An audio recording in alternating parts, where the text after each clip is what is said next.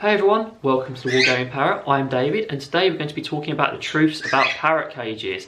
I'm going to be dispelling some of the myths around various beliefs about parrot cages, giving my opinion on various things about parrot cages, and then talking about where I feel some things are absolutely wrong. There's all sorts of debate around parrot cages, what's appropriate, what's not, so hopefully this video will help you make your mind up about what you think is right. So I'm filming this with little Miss Pickles on my shoulder. The boys are out and about, and I'm filming right next to the boys' cage, so you can have a cage in the background to look at, just in case looking at me isn't that interesting. So the very first point, and one that I hear often, is something a lot of you probably have encountered when you're getting your birds, especially with the smaller birds, is small bird equals small cage. It just sounds silly when you listen to it. Just because you have a small bird doesn't necessarily mean it needs a small cage. Generally, you want to get the biggest cage you possibly can. So if you can have a cage like this for your budgie, that would be awesome. If it has to be a little bit smaller, that's fine. But those small cages that you see in pet shops are not appropriate for any bird. They're not good.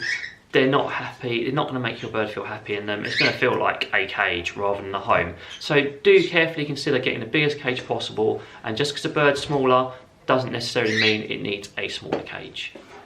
Now this is one of those points that causes a bit of debate online, so I thought I'd weigh in on it as well, and that's round cages or dome cages. Now, I feel quite strongly about this, as does Sophie. These cages aren't generally appropriate. They generally come in very small sizes as well.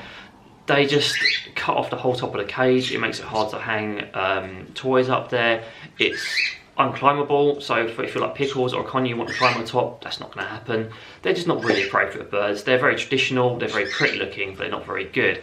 I've seen other big YouTubers talk about round cages. However, it's a bit of a misconception because the cages talked about there aren't actually round, they're more hexagonal.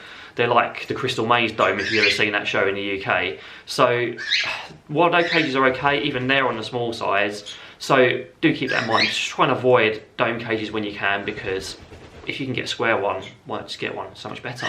This is something we've seen in our comments. A lot of big bird tubers get it. It's just, you see it everywhere. And that's the common myth that birds fly in their cages. Yes, if you have very, very small birds, they may be able to fly in their cage. And if you have an outdoor aviary or something massive like that, of course they can fly. But generally, most birds will not fly in their cages, even if their cage is the size of the boys. This is called an Oregon flight cage, which is a bit of a misconception of a name. It's well sized, it's perfect for the boys, however, they will not fly in it. Birds won't be able to fly in their cages. Now, birds don't generally fly in these cages because there's just not enough space in them for them.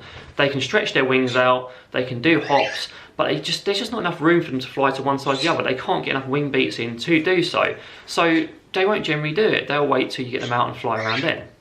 If you're wanting to fly them, they need to be free flying, they need to be out and about with you. That's where they're going to get their flying time, their exercise, when they're out and about with you interacting. So while they're in their cages, think of it like somewhere to relax, have a chill, play with toys, eat and snack and have some fun in. Because, as I said, unless your bird's very small in a very big cage, they're not going to be flying anywhere. They'll just be hopping and relaxing, which is good in itself. But saying that, while they may not be able to fly in these cages, there are plenty of opportunities for exercise in them. You can provide them lots of interesting ropes, perches, toys.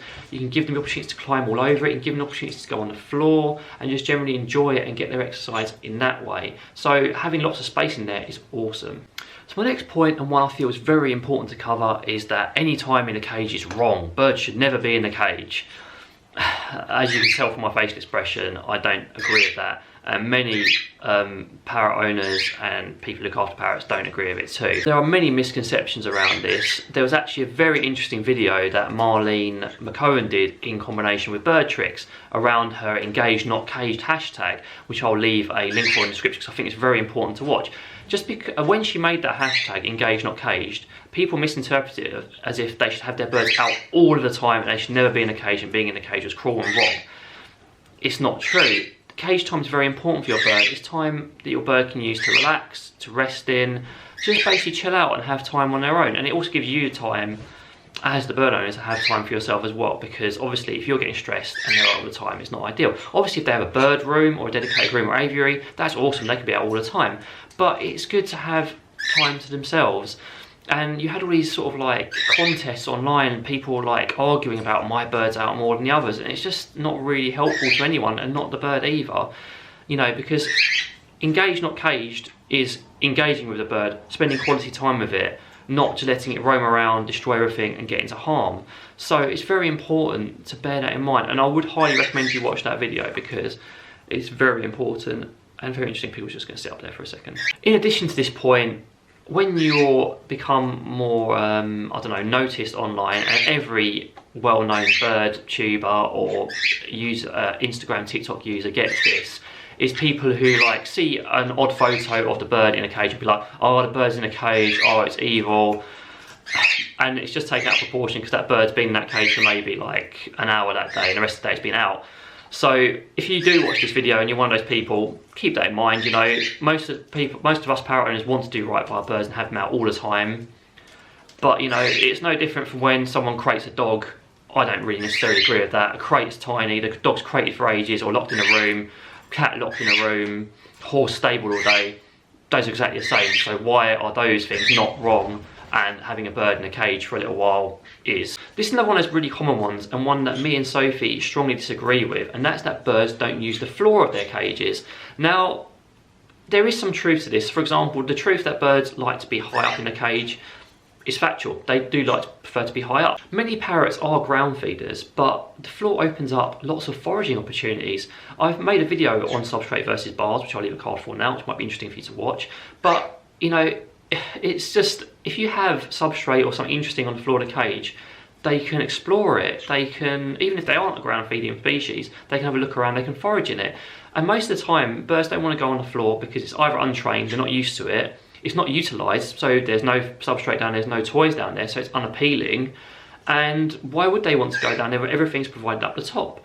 And you can train your birds who want to go down there, or they may just explore on their own if it's an appealing area. So it's very important to consider opening up the entire size of your cage, because if you've got this whole dimension of the cage they can't explore, well, of course they're not going to be interested in it.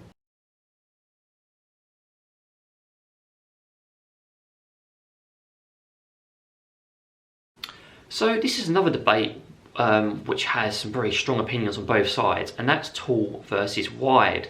Now, a lot of people seem to think that you should always get the widest cage possible. I wouldn't say it's necessarily true. You want the largest cage possible, so if you can get tall and wide, that is perfect. But if you had to choose between tall and wide, a lot of people say wide, and not necessarily, I just don't feel that that's not always the case. It's not always true, and I'd like to explain why. So we talked about height being appealing, for example, where birds won't go down to the bottom of the cage. So surely if a cage is quite tall, that would be appealing to them if it has appropriate dimensions for the bird. So if the cage is nice and tall and they can be up high, that makes them feel more comfortable and safe. But it's not just that, you know. Sometimes when you have a really wide cage, it can feel quite claustrophobic for a bird, especially if they're not absolutely tiny, because while they have that length hop back and forth, they have no height to get any safety.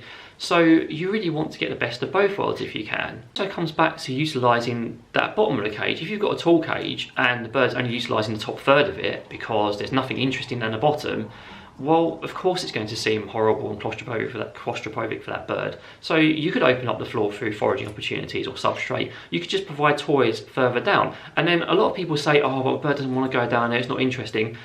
Well, you may have to show your bird that it's interesting. You may have to use targeting to get your bird to go and explore a little bit more and look around down the bottom. And you may have to provide some treats down there. And once they start learning that that's cool, they will start using it all the time. Same with our birds. They just explore the whole length and breadth of their cage and enjoy all of it. My next point is about larger parrot species and their cages. You get a lot of hate for smaller birds in small cages, but then you don't really see the proportion with larger birds. If you have a large parrot, you need to look at the proportional cage size. Say, for example, you've got a macaw in a cage size the same size as the boys. The cage looks big. However, for a macaw, that cage is tiny. And you need to really carefully consider how big a cage you can provide. I've seen some awesome large bird cages which are just perfectly appropriate. I've seen them on TikTok, I've talked to people about them, and they're great. And I've seen some ones that are inappropriate, and ironically these same people are the ones that are disparaging smaller bird owners for their smaller cages. Look at the cage in proportional size to your bird. Just because it looks big to you doesn't mean it's proportionally big for your bird. So think about it very carefully when you're getting a big bird and how big that cage should be. Give them plenty of room to move around, make sure there's lots of fun opportunities in there and it is appropriately sized for them. So this last one's more of a behavioural thing rather than cage size and stuff. So that's a common myth that it's okay to put your bird back in the cage as a punishment or a timeout. This isn't really true. Sadly, if you put your bird back in the cage whenever it bites you or misbehaves or screams, that's just going to reinforce that behaviour, that if it does any of those things, it gets to go back to its cage when it wants to. So you need to avoid punishing birds, because punishment just doesn't work. I've said it before. So again, bird punishing doesn't work. So what you need to do, if your bird is doing any of those things that's undesirable, you can put them on top of the cage or a neutral area, step away for a moment, do nothing, then resume what you're doing or redirect the behaviour onto some training. So don't put your bird back in its cage as punishment because it just doesn't work. It's not the right thing to do. So thanks very much for watching, guys. Hope you found this useful. If you have any comments or suggestions or anything else, please feel free to leave them down below. But in the meantime, have a great day and take care.